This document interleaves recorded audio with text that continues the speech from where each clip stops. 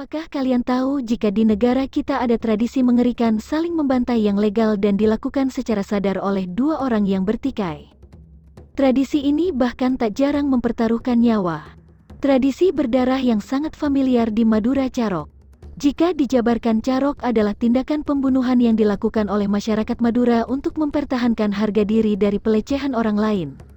Penyebab utamanya yaitu terjadinya pelecehan terhadap istri orang lain atau sengketa tanah dan sumber daya alam. Carok dilakukan dengan dua cara, yaitu ngonggai dan nyelep. Senjata yang digunakan hanya celurit. Persyaratan melakukan carok yaitu kadikdajan, tampeng sereng, dan banda.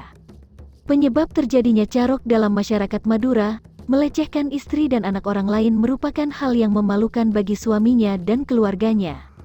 Masyarakat Madura menganggap istri sebagai bagian dari kehormatan laki-laki, sehingga bentuk pelecehan apapun berarti mencari kematian. Salah satu prinsip hidup masyarakat Madura yaitu membalas sesuatu sama persis dengan perbuatan yang diterimanya. Bila ada anggota keluarga yang terbunuh, maka keluarganya juga akan membalas dengan cara yang sama. Pemenang carok selalu menyimpan baju dan senjata lawan yang dibunuhnya dan kemudian memberikannya kepada anak dan kerabat dekat pelaku carok yang terbunuh. Tujuannya adalah untuk membalaskan dendam atas kematiannya. Hal ini membuat carok menjadi sesuatu yang diwariskan secara turun-temurun. Dalam perkara sengketa, carok dijadikan sebagai cara terakhir untuk menyelesaikan masalah. Pihak yang bersengketa akan mengadakan musyawarah terlebih dahulu untuk mencapai kesepakatan damai. Jika tidak terjadi kesepakatan, maka carok diterapkan. Cara pelaksanaan carok dapat dilakukan dengan dua cara, yaitu ngonggai dan nyelep. Ngonggai yaitu menantang lawan secara terang-terangan dengan mendatangi rumahnya, sedangkan nyelep yaitu menyerang lawan dari samping atau dari belakang saat dalam keadaan lengah. Selain itu, carok juga dapat terjadi secara mendadak tanpa ada persiapan sebelumnya.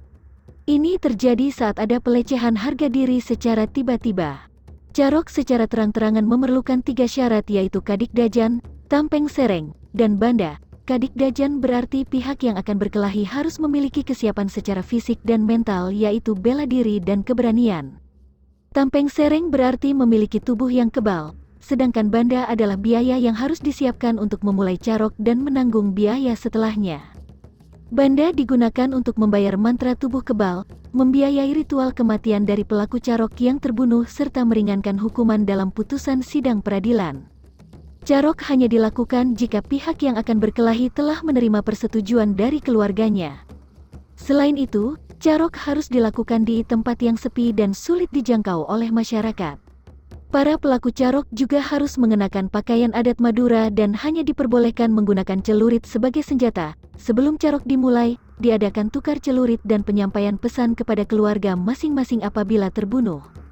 Pemaknaan sunting dalam masyarakat Madura, carok dimaknai sebagai bentuk mempertahankan harga diri terutama dalam perkara suami terhadap istrinya.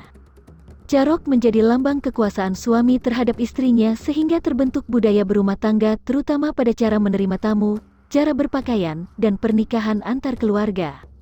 Selain itu, carok juga menjadi pembentuk budaya pemukiman masyarakat Madura.